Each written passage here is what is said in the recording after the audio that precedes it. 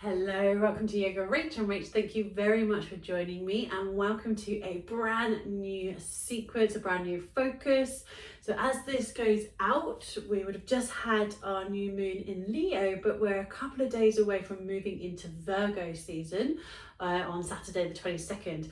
Virgo is our next earth sign. So we've had earth in Taurus and now we're moving into an earthy sign again, which is Virgo. I love Virgo as, like me, Gemini. We're both ruled by Mercury, so it's that communication, how we can express, how we can and share the knowledge that we're taking in. So Gemini is the very first sign that goes from the self into acknowledging there's an us. Being the sign of the twins, obviously being an air sign, it's like trying to take in all that information. And now as we move into Virgo is like, okay, I see that information, I've taken that information, this is how I can use it to serve my community. So Virgo is all about being the nurturer, being the sort of the healer, very connected to that Mother Earth energy of connecting to our healing energy. So Virgo is actually represented as the Virgin. However, many years ago, and astrology is well over 4,000 years old, Virgin back then didn't mean what we know it as today. It's not about innocence, it's actually about independence. So Virgo is actually the independent warrior woman. So she can stride out in her own power and her own knowledge, knowing that this is what I know and this is what will work and I'm going to do it this way, without having to rely on others. So they can be very much a leader in their field of what they're doing. Can also mean they're a little bit perfectionist. So I know, as being ruled by Mercury, I have that element in me, even though I don't have any Virgo in my chart. So this is why I love reading charts. So it's just being mindful of being our own worst critic and knowing that nothing has to be perfect. One of my favorite mentors always says, done is better than perfect. Having a go is better than it being perfect, rather than saying I can't do it. Because if I can't do it perfect, there's no point in doing it at all. Which is one of the reasons why I chose the mudra that we're going to practice in today's practice.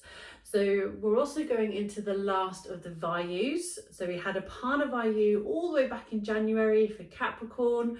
We had Prana Vayu all the way back in sort of end of March, beginning of April for Aries season. We went into Udana Vayu recently. We had Vyana Vayu for Gemini season, which leaves Samana Vayu. Samana Vayu is that kind of upward and downward movement. This is where the root to rise or the anchor to expand comes to, where we have to really focus on grounding down into our foundations. So that's that earthy Virgo, to be able to draw up and out, to expand and give to the community.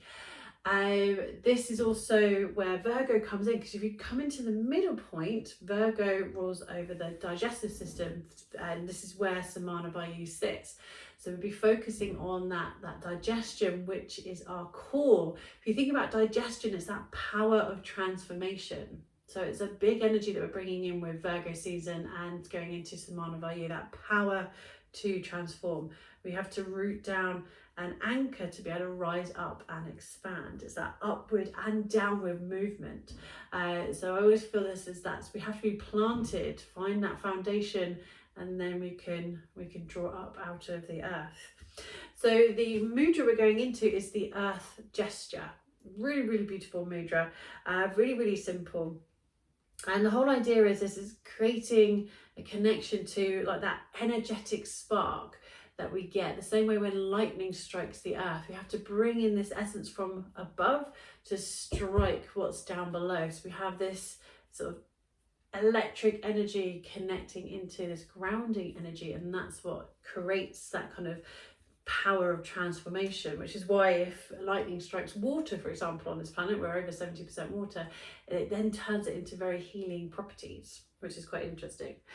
So the mudra is the earth gesture, and it is, and I'm probably not saying this properly, but I'm gonna give it a go because it's better to have a go than not at all. So it's Prithivi, and it's getting that th properly. So Prithivi. If you know in the comments, please let me know, because I do always like to have pronunciations correctly, but it's always good to have it a go. So the Prithivi Mudra. So this is really, really simple. You're basically taking your index fingers and thumbs, just like we did in the previous mudra, and letting the fingertips touch together. Doing this on both of our hands, and we're bringing the wrists down onto the knees. So you're allowing the hands just to gently release. Let me move back just so you can really see. So you're placing the wrist down onto the palm, wrist down onto the palm, wrist down onto the knee, so the palm faces down, and it allows almost the hand to curl down, so the fingertips are pointing down. So closing your eyes and bringing your awareness to your breath. Awareness of any movement, if any, in the body alongside the breath. So as you're inhaling and exhaling, just bringing your awareness to any movement in the chest, in the shoulders, down the sides, the back, and into the belly.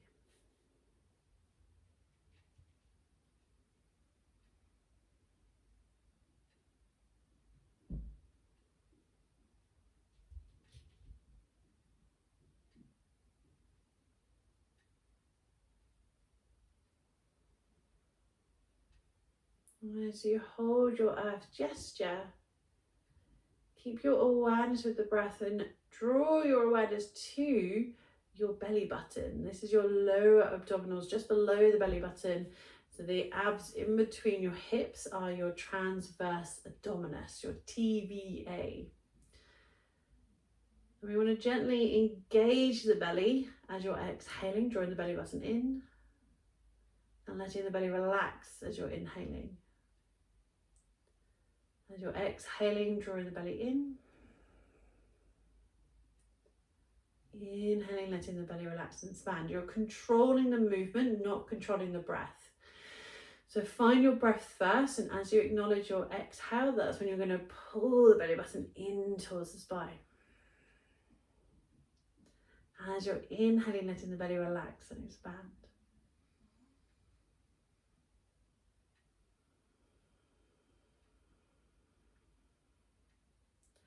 So our core is made up of more than our abs. Your abs are your upper and your lower.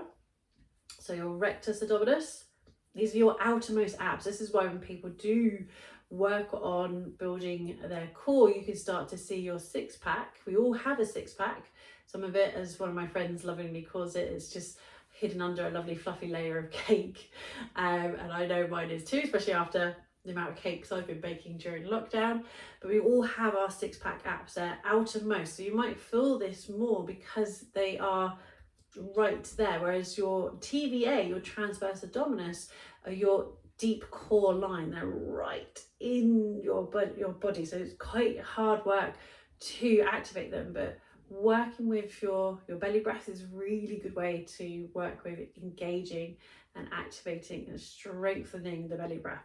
We need to remember that we, as well as activation, we don't want to be holding or engaging the muscles for too long. We want to let them relax. In the same way that we know that we need to relax mentally and physically, we need to move and we need to sleep. The same reason why we have movement and move into savasana and meditation. We need to remember that we need to honour that as we're working with activation and relaxation. So your core is your upper abs, your rectus abdominis, your lower abs, your TVA, your obliques, the side waist, your lower back, and down into the pelvis, which is why a lot of you maybe have worked with your pelvic floor, especially if you've been pregnant. So this makes up a lot of your core. You also have a little bit of the thighs, so this might be why you feel that here, because obviously it moves out. And some of us then put it in the shoulders because we draw it up into the upper back. So it's remembering that your gut is your inner authority. So tapping into the core being of who you are during Virgo season. We've moved out of Leo season, or we're just moving out as this video goes up. So we've learnt that courage. Now it's time to tap into your core. Have the courage to come from that core of your being, of who you are.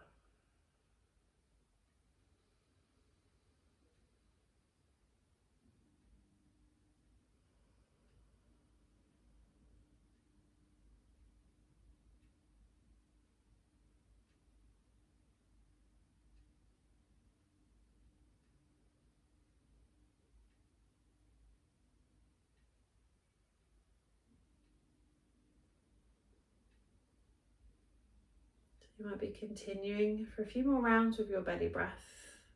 You can do this as you are now, sitting. You could do this standing. You could do this whilst you're driving, as long as it doesn't take away your concentration. You could do this whilst you're standing in the queue at the checkout.